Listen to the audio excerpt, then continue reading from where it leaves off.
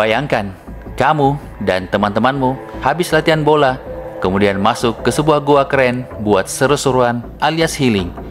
Tapi tiba-tiba, hujan turun, air naik, dan kalian terjebak di dalam gua.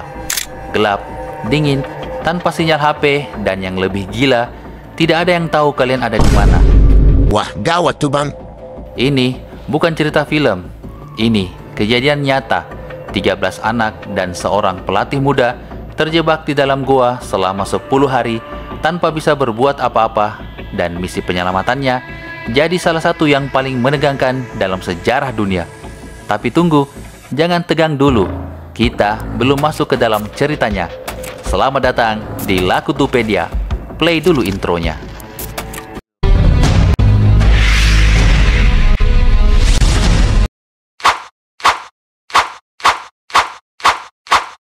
Gua Tam Luang, Thailand, tahun 2018.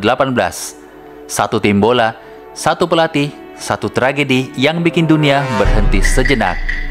Tanggal 23 Juni 2018, tim sepak bola anak-anak Wild Boars alias babi hutan. Bukan itu. Mereka latihan seperti biasa, latihan bersama Pak Pelatih dan asistennya, tanpa ada rasa khawatir bahwa beberapa jam ke depan akan terjadi sebuah kejadian yang membuat mereka tak bisa melakukan apa-apa. Apa yang terjadi bang? Sabar, kita lanjut ceritanya dulu ya. Anak-anak ini usianya 11-16 tahun. Pelatih mereka, Coach Ek, masih muda juga. Jangan tanya saya umurnya berapa.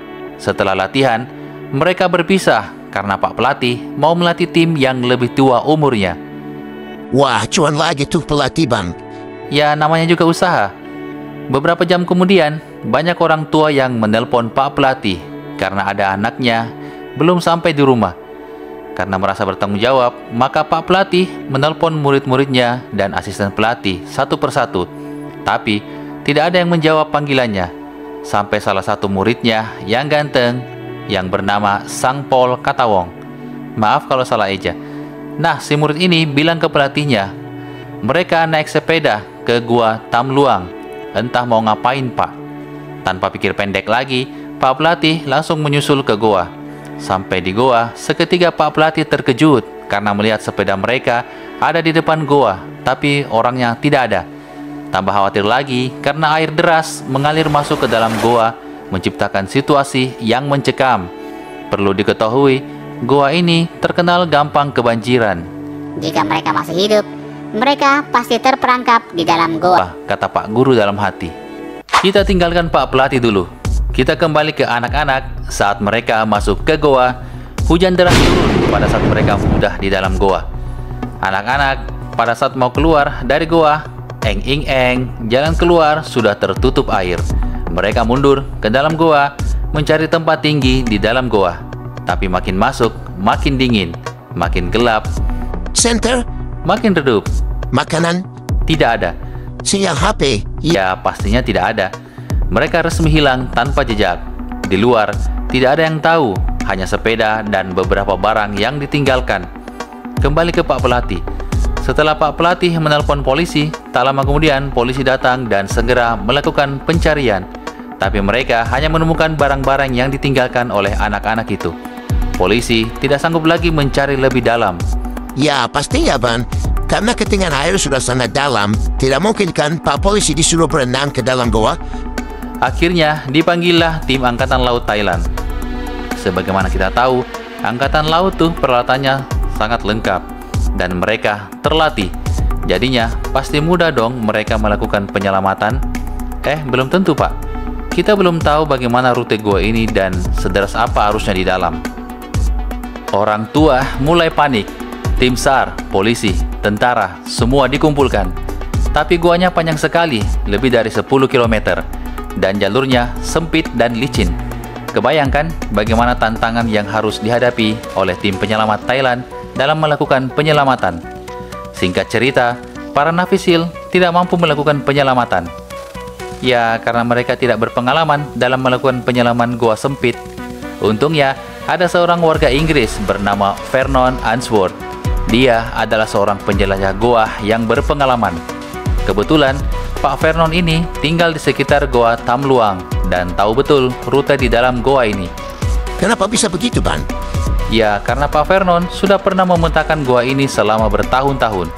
Tam Luang adalah goa terpanjang keempat di Thailand dan punya 2 simpangan.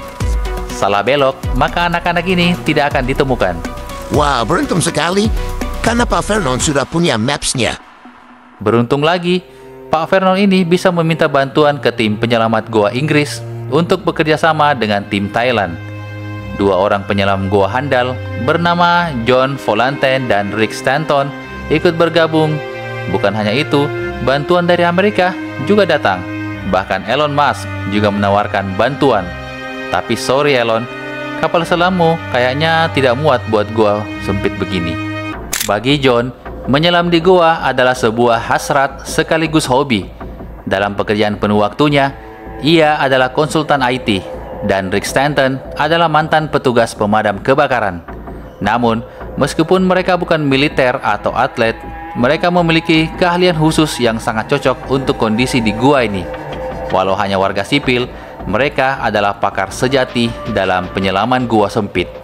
Menjelajahi gua ini memerlukan banyak keterampilan berbeda, karena selain bagian-bagian yang terendam air, ada juga lorong-lorong yang bisa dilalui dengan berjalan kaki, dan beberapa bagian perlu dipanjat. Tam Luang punya visibilitas yang sangat buruk, jadi di banyak tempat Rick dan John benar-benar tidak bisa melihat tangannya sendiri dan harus meraba-raba sepanjang jalan. Kadang mereka hanya mengikuti arus karena tidak bisa melihat kemana mereka pergi. Begitu Rick dan John memasang tali pandu di suatu bagian, para penyelam lainnya bisa menarik diri mereka menggunakan tali itu, dan orientasi menjadi lebih mudah. Meskipun tetap menantang, target mereka adalah bagian yang disebut Pantai Pattaya. Ini sebuah ruang besar yang terletak di ketinggian lebih tinggi dan mungkin bisa melindungi dari banjir. Mungkin di sanalah anak-anak itu berada. Namun, sebelum bisa sampai ke sana, John dan Rick harus menghentikan pencarian mereka. Hujan semakin deras, dan mereka berpikir bahwa inilah yang bisa menentukan nasib anak-anak. Mengingat kondisinya, Rick dan John terpaksa menghentikan penyelaman mereka. Meski begitu, tidak ada niat untuk menyerah. Di antara para navisil Thailand yang bekerja tanpa henti melakukan apapun untuk mengurangi level air. Bahkan dalam situasi yang suram, mereka mencoba segala cara, mengalihkan aliran sungai, mencari pintu masuk goa, dan menggunakan pompa air besar untuk menghentikan air sebanyak mungkin.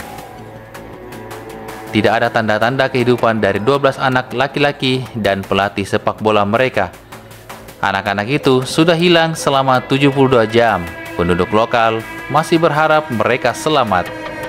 Sementara itu, anak-anak di dalam gua bertahan hidup dengan minum air dari dinding gua. Mereka kelaparan, tapi asisten Coach Ek mengajarkan mereka bermeditasi buat mengirit tenaga dan tetap tenang. Hari demi hari berlalu. Hari ke-5 belum ketemu, hari ke-8 belum ada kabar, hari ke-10 akhirnya 2 penyelam dari Inggris berhasil menemukan mereka setelah melakukan usaha yang keras. Meskipun kurus, tapi mereka masih hidup. Setelah mereka ditemukan, muncul masalah baru. Bagaimana cara mengeluarkan mereka dari dalam goa? Mustahil kan kalau mau menunggu musim hujan selesai. Atau mengebor goa juga tidak mungkin, lapisan batunya sangat besar atau sangat padat. Bisa-bisa anak-anak ini keburu mati sebelum bornya tembus. Menyuruh mereka menyelam juga tidak mungkin dengan kondisi tubuh mereka yang sudah lemas. Akhirnya opsi dipilih, membius mereka setengah sadar. Rick Stanton menghubungi Dr. Richard Harris, ahli anestesi asal Australia, sekaligus atau penyelaman goa berpengalaman. Harris awalnya menolak karena risiko tinggi, tetapi sadar tidak ada pilihan yang lebih baik. Setiap anak diberi 2 suntikan obat penenang agar benar-benar tidak sadar. Masker khusus dipasang menutupi seluruh wajah dengan tekanan udara positif agar air tidak masuk. Tangan mereka diikat ke belakang agar tidak mengayun, dan tabung oksigen ditempatkan ke depan dada untuk menjaga posisi kepala. Mereka diikat ke penyelam agar tidak tersesat. Hidup mereka benar-benar ada di tangan para penyelam. Kalau saja masker bergeser sedikit saja, anak itu pasti tenggelam. Di bagian gua yang bisa dilalui dengan berjalan, anak-anak dibawa dengan tandu ke segmen penyelaman berikutnya. Obat bius harus diberikan ulang di tengah jalan. Ketegangan sangat tinggi, tapi dua anak pertama berhasil keluar dengan selamat. Kepercayaan masyarakat mulai tumbuh. Rencana gila ini tampaknya berhasil. Hari pertama, 4 anak diselamatkan. Hari kedua, 4 anak lagi. Hari ketiga, 4 anak terakhir dan pelatih mereka. Namun, 2 anggota Navy SEAL Thailand meninggal dunia dalam operasi penyelamatan tim sepak bola remaja yang terjebak di Gua Tam Luang. Saman Kunan adalah mantan anggota Navy SEAL Thailand yang secara sukarela bergabung dalam misi penyelamatan. Ia meninggal dunia karena kehabisan oksigen saat kembali dari misi menempatkan tabung oksigen di dalam gua. Atas jasanya, ia dianugerahi gelar kehormatan oleh Raja Thailand dan dikenang sebagai pahlawan nasional. Kedua, Berut Pakbara adalah anggota aktif Navy SEAL Thailand yang turut serta dalam operasi penyelamatan tersebut. Ia terinfeksi bakteri selama misi dan meskipun menjalani perawatan intensif selama lebih dari setahun, meninggal dunia pada Desember 2019 akibat infeksi darah yang dideritanya. Kedua individu ini dikenang atas pengorbanan dan dedikasi mereka dalam upaya penyelamatan yang menantang tersebut. Kisah ini lebih dari sekedar tragedi. Ini cerita tentang harapan, tentang bagaimana dunia bisa bersatu untuk satu tujuan mulia, yaitu menyelamatkan nyawa anak-anak. Jadi, kalau kamu lagi ngerasa sendirian, gelap, dan tidak ada jalan keluar, ingat, selalu ada cahaya di ujung goa. Asal kamu tetap tenang, percaya, dan tidak menyerah. Dan yang paling penting, kalau mau masuk gua, cek dulu cuaca di Google ya. Jangan sok petualang dadakan. Like, subscribe, dan komen kalau kamu suka kisah nyata kayak begini. Sampai jumpa di cerita seru berikutnya.